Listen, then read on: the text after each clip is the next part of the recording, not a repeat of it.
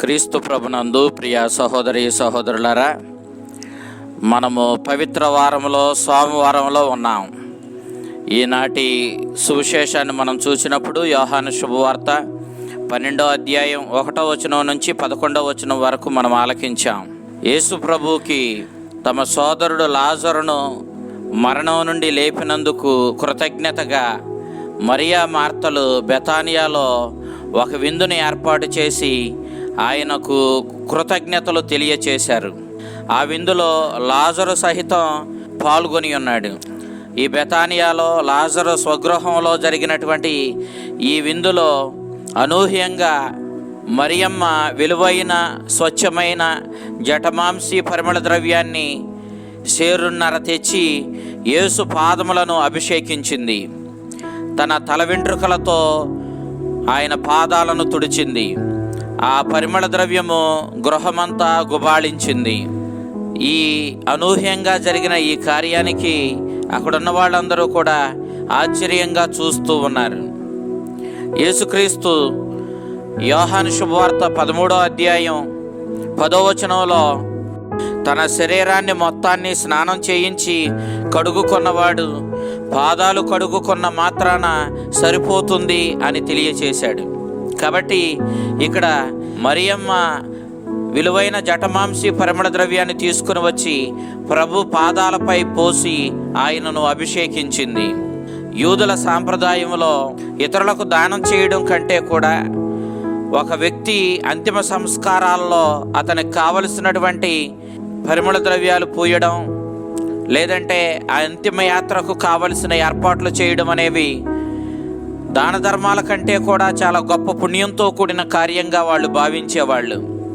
ఈ రోజున మరియా యేసు ప్రభు పాదాలను పరిమళ ద్రవ్యంతో అభిషేకించి తల వెంట్రుకలతో తుడిచి ఆయన పాదాలను ఆమె అభిషేకించడం ద్వారా ఆమె యేసుక్రీస్తుని దేహాన్ని అభిషేకించడానికి, ఆయన దేహాన్ని భూస్థాపన కార్యక్రమానికి సంసిద్ధపరచడానికే ఈ పని చేసిందని ప్రభు తెలియజేయడాన్ని మనం 7వ వచనంలో చూస్తూ ఉన్నాం.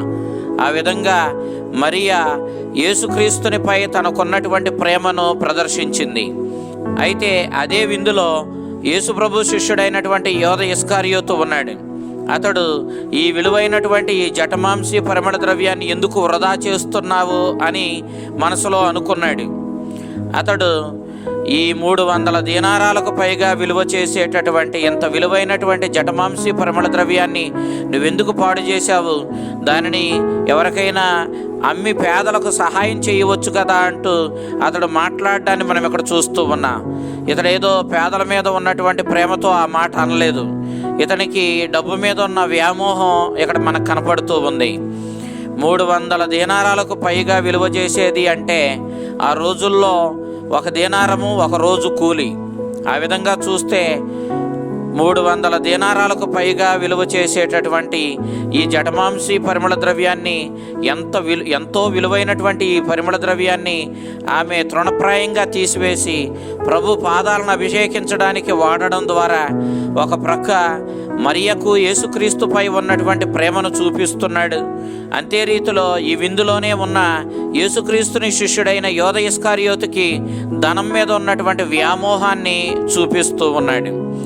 ఈ యొక్క యోధ ఇస్కారియోతు ఎలాంటి వాడో ఇక్కడ స్పష్టంగా యోహాను మనకు చెప్పాడు. అతడు పేదల పట్ల జాలితో ఈ మాట అనలా. ఎందుకంటే అతడు దొంగ, తన యొద్ద ఉన్నటువంటి డబ్బుల సంచి నుంచి దొంగిలిస్తూ ఉండేవాడు అని చెప్పాడు. కాబట్టి ఇతనికి ఉన్న ఈ ధన వ్యామోహంతోనే ప్రభువుకి ఈ పరిమళ ద్రవ్యాలతో అభిషేకం చేయడం వ్యర్థం అన్నట్లుగా, దానిని అమ్ముకుంటే మంచి డబ్బులు వచ్చేవన్నట్లుగా మాట్లాడడాన్ని మనం ఇక్కడ చూస్తూ ఉన్నాం.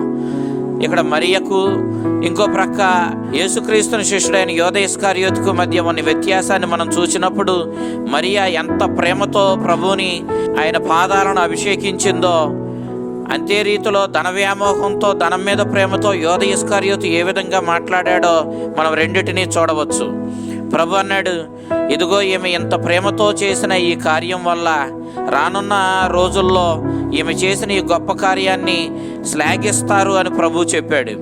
అందుకే ఒరిజిన్ అనేటటువంటి భక్తుడు 3వ వచనంలో మరియా విలువైన జటమాంసి పరిమళ ద్రవ్యాన్ని ఆయన పాదాలపై పోసి ఆయన్ని అభిషేకించింది, తల వెంట్రుకలతో తుడిచింది, ఆ పరిమళం గృహమంతా గుబాళించింది అన్నాడు. ఆ పరిమళం గృహమంతా గుబాళించింది అనడం ద్వారా మరియ చేసినటువంటి ఈ ప్రేమపూరితమైనటువంటి ఈ అభిషేకం, మరియ యేసుక్రీస్తు మీద చూపించినటువంటి ఆ ప్రేమ, విలువైనటువంటి జటమాంసి పరిమళ ద్రవ్యాలను కూడా లెక్క చేయకుండా ప్రభువే అంతకన్నా విలువైన వాడంటూ ఆయన పాదాలపై ఆ పరిమళ ద్రవ్యాన్ని పోసి తల వెంట్రుకలతో తుడవడం రానున్న తరాలలో చరిత్రలో ఎందరో ఘనంగా చెప్పుకుంటారు అన్న ఆ మాటకు, ఆ పరిమళ ద్రవ్యం ఇల్లంతా గుబాళించింది అన్న మాటకి మధ్య ఉన్న ఆ సంబంధాన్ని వివరిస్తూ, ఏ విధంగా ఆ పరిమళ ద్రవ్యం ఇల్లంతా గుబాళించిందో అలాగే మరియ చూపిన ప్రేమ, ఆ ప్రేమతో యేసుక్రీస్తుని పాదాలకు ఆమె చేసిన ఈ అభిషేకం రానున్న తరాలలో గుబాళిస్తుంది, అందరికీ తెలియపరచబడుతుంది అని చెప్పినట్లుగా ఈ ఒరిజిన్ అనే భక్తుడు తెలియచేశాడు. సాధారణంగా యోధ స్త్రీలు ప్రజల ముందు బహిరంగంగా అందరికీ కనపడేటట్లు తమ తల వెంట్రుకలను విప్పి ఉంచరు. ఈ విషయాన్ని మనం పునీత పౌలు కొరింథీయులకు రాసిన మొదటి లేఖ 11వ అధ్యాయం 6వ వచనంలో మనం చూస్తూ ఉన్నాం. కానీ మరియా ప్రజలు ఏమనుకుంటారు అని ఆలోచించలేదు. ఆమెకు ప్రభు మీద ఉన్న ప్రేమ, ప్రభు మీద ఉన్న విశ్వాసమే ఆమె కళ్ళ ముందు ఉంది. అందుకే ప్రజలు ఏమైనా అనుకొనివ్వగాక, సమాజం ఏ విధంగానైనా భావించుగాక, ఆమె మాత్రం ప్రభు యొక్క పాదాలను ఈ యొక్క పరిమళ ద్రవ్యాలతో అభిషేకించి తల వెంట్రుకలను అందరూ చూస్తూ ఉండగానే విప్పి వాటితో ఆయన పాదాలు తుడిచి తన ప్రేమను, ప్రభు మీద ఉన్న తన విశ్వాసాన్ని వెల్లడి చేసింది. యోహాను సువార్తకారుడు యోధ ఇస్కారియోతును ధన వ్యామోహంతో నిండిన వ్యక్తిగాను, సాతానుతో సహకరించడానికి చూసిన వ్యక్తిగాను, ఈ లోక సంబంధమైన వ్యామోహాలతో నిండిన వ్యక్తిగాను చూపిస్తూ ఉంటాడు. మనం ఇదే సువిశేషంలో అతడు దొంగ అని చెప్పడాన్ని మనం 6వ వచనంలో చూస్తూ ఉన్నాం. అంతే రీతిలో 6వ అధ్యాయం 70వ వచనంలో అతడే సైతాను అని ప్రభు చెప్పాడు. 13వ అధ్యాయం 2వ వచనంలో అతనిలోనికి సాతాను ప్రవేశించిందని 13వ అధ్యాయం 2వ వచనంలో తెలియచేశాడు. తర్వాత 13వ అధ్యాయం 30వ వచనంలో అతడు లోకానికి వెలుగైన క్రీస్తుని కాదని, ఆ క్రీస్తుని పట్టివ్వడానికి 30 వెండి నాణాల మీద ఆశతో అతడు క్రీస్తుని విడిచిపెట్టి వెళ్ళిపోయాడు. అది రాత్రి వేళ అన్నాడు.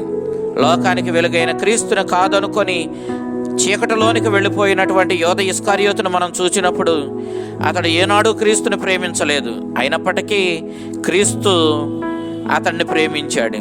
ఇది మనం గమనించవలసిన విషయం. క్రీస్తు అతన్ని ఎంతగా ప్రేమించాడంటే చివరకు అతని చేతుల్లోనే డబ్బు సంచిని ఉంచి అతన్నే కోశాధికారిగా యేసుక్రీస్తు ఏర్పాటు చేయడాన్ని మనం చూస్తూ ఉన్నాం. ధనం అతని చేతుల్లో ఉంది. అంతగా ఆయన్ని నమ్మాడు ప్రభు. కానీ ఆ నమ్మకాన్ని యోధ ఇస్కారియోతు నిలబెట్టుకోలేకపోయాడు.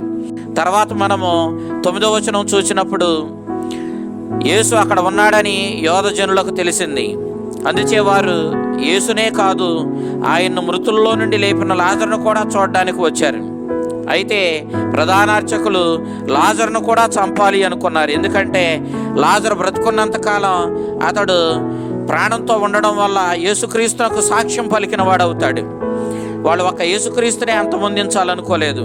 యేసుక్రీస్తు చేసినటువంటి గొప్ప కార్యాలను కూడా అంతమొందించి యేసుక్రీస్తుని గురించి అడాపడా ఆ పరిసర ప్రాంతాలలో ఎవరు మాట్లాడకుండా, అతని గురించి ఏ సమాచారం ఉండకుండా నాశనం చేయాలని కుట్ర చేశారు. మనం 9వ అధ్యాయం చూసినప్పుడు పుట్టుగుడ్డివాడిని కూడా ఆ విధంగానే వాళ్ళు పదే పదే ప్రశ్నిస్తూ ఇది యేసుక్రీస్తు చేసిన కార్యం కాదని, అతడు దేవుడి దగ్గర నుంచి వచ్చినవాడు కాదని, కాబట్టి అతడు చేసిన ఈ కార్యంలో గొప్పతనం లేదని చెప్పడానికి వాళ్ళు శతవిధాల ప్రయత్నం చేయడాన్ని మనం చూస్తున్నాం. ఈ ప్రధానార్చకులు, ధర్మశాస్త్ర బోధకులు, మత పెద్దలు ఒక యేసుక్రీస్తుని అడ్డుగా భావించలేదు. అతడు చేసిన మంచి కార్యాలు కూడా వారికి అడ్డుగానే పరిణమించాయి. కాబట్టి యేసుక్రీస్తును, అతడు చేసిన మంచి పనులను, ఆ మంచి పనులకు సాక్ష్యంగా ఉన్న వాటిని కూడా వాళ్ళు అంతమొందించడానికి కుట్ర చేయడాన్ని మనం చూస్తూ ఉన్నాం. సాధారణంగా మనం కూడా అంతే. మనం ఒక వ్యక్తిని ద్వేషించినప్పుడు అతడు మన పరిసర ప్రాంతాల్లో కనపడకూడదని కోరుకుంటాం. అంతేకాదు అతని గురించి మంచిగా మాట్లాడిన మనం సహించలేము. అతడు చేసిన మంచి గురించి కూడా నలుగురు మాట్లాడుకోవడాన్ని భరించలేము. ఈ విధంగానే ఈ పరిసయ్యులు మత పెద్దలు యేసుక్రీస్తుతో పాటుగా అతనికి సాక్ష్యంగా ఉన్న వాటిని అంతమొందించాలని చూశారు. దానిలో భాగంగానే లాజరును కూడా చంపడానికి చూడడాన్ని మనం చూస్తూ ఉన్నాం. అయినప్పటికీ వాళ్ళు ప్రభుని ఎంతగా ద్వేషించినా, ఎంతగా ఆయనను చంపడానికి కుట్ర చేసినా, క్రీస్తు ప్రభు మాత్రం తాను దైవ చిత్తానుసారం జీవించడానికి ఏమాత్రం వెనుకాడలేదు. తనకి శత్రువులు అంతకంతకి పోగవుతూ ఉన్నా తన తండ్రి ఏం కోరుకున్నాడు అన్నదాన్ని క్రీస్తు చూశాడు తప్ప తనకు ఎదురవుతున్న శత్రుత్వాన్ని కూడా పట్టించుకోలేదు. క్రీస్తు అనేక సందర్భాలలో మనకి ప్రజల నుంచి దూరంగా వెళ్ళినట్లుగా మనం చూస్తాం. యోహాను శుభవార్త 6వ అధ్యాయం 14వ వచనం నుంచి మనం 17వ వచనం వరకు చూసినప్పుడు ఆయన 5 రొట్టెలు 2 చేపలు 5,000 మందికి ఆహారంగా పెట్టినప్పుడు ఆయన్ని రాజుగా చేయడానికి చూసినప్పుడు ఆయన దానిని ఇష్టపడనట్లు వెళ్ళిపోయాడు. కానీ ఈనాడు ప్రభువే స్వయంగా యెరూషలేములోనికి ప్రవేశిస్తూ ఉన్నాడు. ఆయన యెరూషలేములోనికి ప్రవేశించడం అది చూసిన ప్రజలు ఆయన్ని ఇశ్రాయేలీయులకు రాజుగా కేకలు వేస్తూ, దావీదు కుమారుడు, రాజులకు రారాజైన ప్రభు మా మధ్యకు వచ్చాడంటూ వాళ్ళు ఆయన స్వాగతం పలకడాన్ని మనం యెరూషలేములో చూస్తూ ఉన్నాం. అయితే ఈనాడు ప్రభు వాళ్ళు ఆయనను రాజుగా ప్రకటిస్తూ ఉన్న అతడు మాత్రం అక్కడి నుంచి తప్పుకొని వెళ్లకుండా యెరూషలేములో ప్రవేశించడాన్ని మనం చూస్తూ ఉన్నాం. ఎందుకంటే ఆయన గడియ వచ్చింది. తండ్రి ఆయనకు సంసిద్ధపరిచిన ఆ గడియ కోసమే ఇప్పుడు వరకే ప్రభు ఎదురు చూచాడు. ఆ గడియ వచ్చింది. తండ్రి చిత్తానుసారం మరణాన్నైనా ఎదుర్కొని తండ్రి మీద తనకున్నటువంటి ఆ ప్రేమను, తండ్రి చిత్తానికి విధేయుడైనటువంటి ఆ వినయాన్ని ప్రదర్శించుకుంటూ ప్రభు ఈనాడు ఆ పాస్కా పండుగ దగ్గర పడిందని గమనించి, ఈ లోకమును వీడి తండ్రి వద్దకు వెళ్ళవలసిన గడియ సమీపించిందని గ్రహించి, తండ్రి చిత్తం నెరవేర్చవలసిన ఆ సమయం వచ్చిందని గ్రహించి తండ్రి మీద ప్రేమను ప్రదర్శిస్తూ, అంతే రీతిలో మానవాళి మీద ప్రేమతో తన సహోదరులైన మనల్ని రక్షించడం కోసం ప్రభు యెరూషలేములో ప్రవేశించడాన్ని మనం చూసినప్పుడు ప్రభు ఇక మన కోసం ప్రాణత్యాగం చేసి మరణించడానికైనా వెనుకాడకుండా యెరూషలేములో ప్రవేశించాడన్న విషయాన్ని మనం గ్రహిస్తాం. ఆ ప్రభువు యెరూషలేములో మరణిస్తానని గమనించుకున్నాడు కాబట్టే ఈనాడు ఈ పరిమళ ద్రవ్యంతో ఆమె చేసిన అభిషేకాన్ని ఎంతో ప్రేమతో స్వీకరించాడు. ప్రభు అన్నాడు, నేను మీతో శాశ్వతంగా ఉండను. నాకు మీరు చేసే ఈ ప్రేమతో కూడిన ఈ అభిషేకం ఇది చిట్ట చివరిది. మరలా చెయ్యాలన్నా మీరు నాకు చేయడానికి అవకాశం దొరకదు. పేదలు మీతో ఎల్లప్పుడూ ఉంటారు కాబట్టి పేదలకు మీరు ఎప్పుడైనా సరే మీ ప్రేమ కార్యాలు చేయొచ్చు. మరి నేను నా తుది గడియలకు వచ్చాను. తండ్రి నాకు నిర్దేశించిన ఆ గడియకు సమీపించాను కాబట్టి మరియ చేసిన ఈ చిట్ట చివరి ప్రేమ కార్యం, ఈ అభిషేకం నన్నెంతో సంతోషపెట్టిందన్నట్లుగా ప్రభు పలకడాన్ని మనం చూస్తూ ఉన్నాం.